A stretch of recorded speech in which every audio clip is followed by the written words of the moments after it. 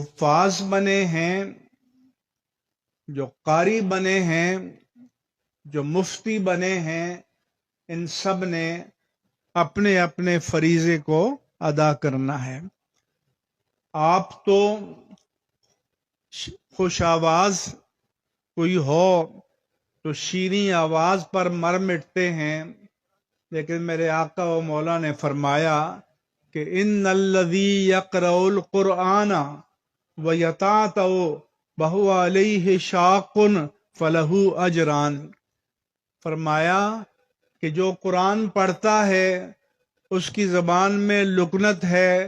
تتلاہٹ ہے، روانی سے پڑھ نہیں پاتا، بڑی مشکل سے پڑھتا ہے، تو فرمایا کہ اگر روانی سے پڑھنے والے کو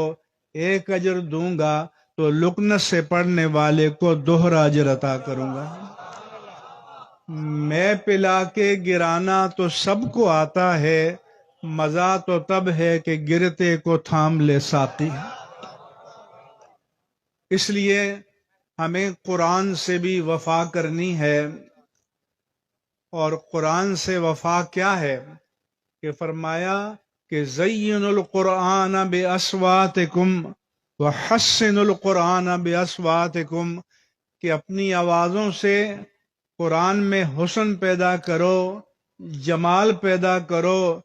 زینت پیدا کرو۔ تو کسی نے حضرت طلق سے پوچھا کہ یہ جو اللہ کے رسول فرماتے ہیں کہ اپنی آوازوں سے قرآن میں حسن پیدا کرو، تو یہ کیسے پیدا ہوتا ہے؟ یعنی فرمایا کہ 2 سورتیں ایک سانس میں پڑھ لو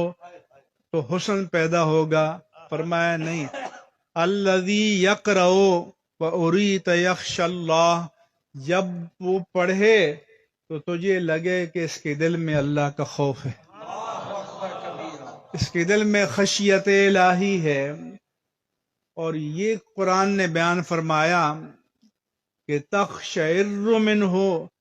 جلود الذین یخشون ربہم